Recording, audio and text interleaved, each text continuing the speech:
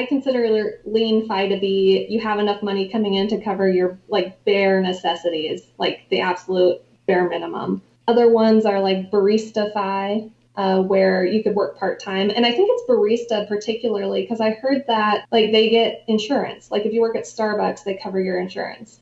So I Makes think sense. that's where it came from. Like, so almost enough money to retire, but you can make part-time income, which covers your fun money kind of thing. And then just traditional financial independence. People, the rule of thumb is like 25 times your spending per year. And then like fat fire, which is like the opulence, just grandiose and opulence. And then I like to use like Bozeman Fi and Butte Fi because different areas have different costs of living. We are like almost Butte Fi, so we could sell our house, buy a median house in Butte, America, and not have to work. And for the people that don't know, that is a cool small town, an old copper town off 90 over there, a couple hours away, right? Yeah, yeah.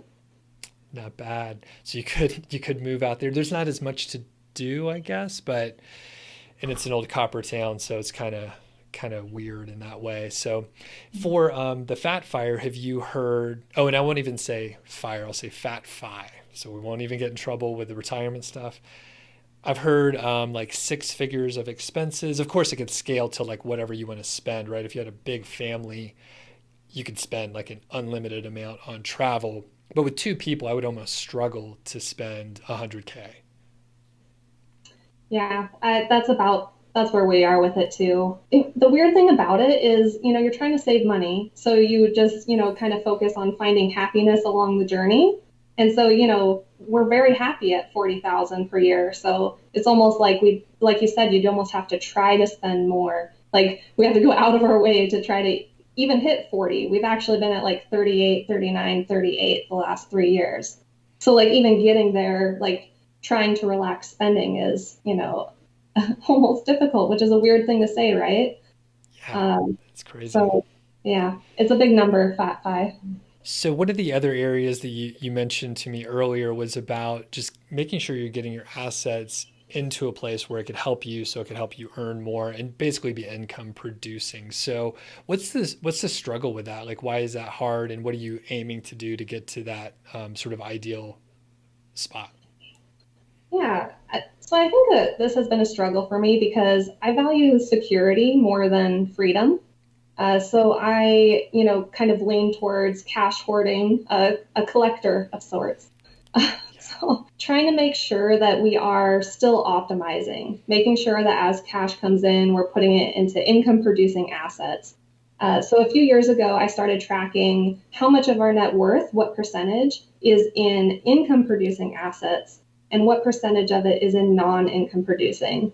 And so when I started out, I think it was like 80-20, like 80% non income producing. So that was like our house and like our cash nest egg. So really, I've been focusing on trying to get cash invested, any new income, making sure it's getting invested. We do mostly stocks, mutual funds, index funds, kinds of things. So now we're almost at 50-50. So I'm really excited about that. I think next month we'll tick over to be 50-50. Very cool. And can you tell us more about like where you do put the money? So you mentioned mutual funds and index funds. I'm big, like many of us, in just Vanguard, total stock market, the VTSAX for the people that are familiar. And as I tried to make it more complicated and put in other funds, and then I just see that VTSAX is better with the returns over time. So I'm just leaning more into that. But yeah, can you tell us more specifics? Yeah, so maybe we should say I'm not a certified financial planner, so make sure you do your own research when choosing what to invest in. That said, we do mostly index funds. We have a handful of like target date funds, particularly for our retirement accounts. So if you guys are unfamiliar with target date, that just means it automatically rebalances each year to be a little bit more safer to get safer as you get closer to retirement. So a little less in stocks and a little more in bonds each year. I picked like the farthest out target date funds just to have the highest percentage of stocks. But that's we do that a lot. We do a lot of ETFs for our taxable brokerage accounts. And then I do some single stock trading because I think it's fun. Oh yeah, nice. Have you had any big wins? Did you get in on Tesla or Amazon or Apple in the last 6 months? So I got in on Tesla. That was one of my early ones I picked was Tesla. And it went up like, oh gosh, I think that was the one where it went up like 7%. And I was like, oh my God, this is amazing. So I sold it because it couldn't possibly go higher. Oh, And that was like, it was like $100 then. So oh I my missed gosh. out on quite a lot there. But no, I like the like trying to manage the emotions of it. I feel like being frugal has helped like manage the emotion of the dips. Like we bought on the dip down just recently for the coronavirus, and I found that it's almost harder to decide when to sell because like I just want to like secure whatever little gain there's been. So I just enjoy the psychology of it. Gotcha. And that's the part that drives me crazy because I did just a tiny bit, like right when I was starting to invest, and then realized it was way too stressful. And now I'm not even thinking about ever selling it. That's the luxury of because I don't even want to do that at all. So